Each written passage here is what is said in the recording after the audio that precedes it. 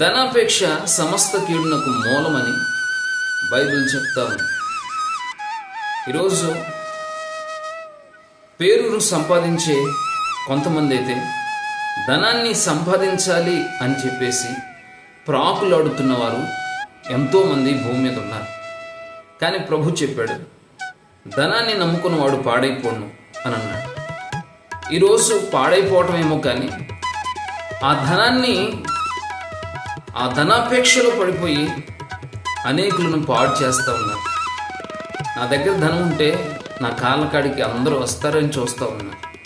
నా దగ్గర ధనం ఉంటే నేను చెప్పినట్లుగా వింటారు అని చాలామంది అనుకుంటూ ఉంటారు. నా దగ్గర ధనం ఉంటే నేను ఏది చేసినా చెల్లుబాటు అవుద్ది అని అనుకుంటారు. నా దగ్గర ధనం ఉంటే నేనెంత పాపం చేసినా దాన్ని కప్పెట్టవచ్చు ధనంతో అనుకుంటారు.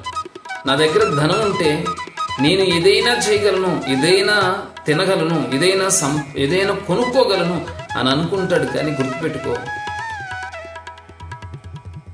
తీర్పు దినాన నువ్వు తప్పకుండా తీర్పులోకి వచ్చిన తర్వాత ఆ ధనం నేను కాపాడు.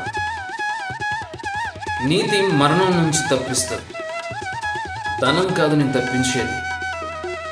నువ్వు ధనం కోసం ప్రాకులాడుతున్నావు కదా, ధనాపేక్షలో పడిపోయి ఎంతోమంది భక్తులు పాడైపోయారు, దేవుని అభిషేకం కోల్పోయారు. మరి నువ్వు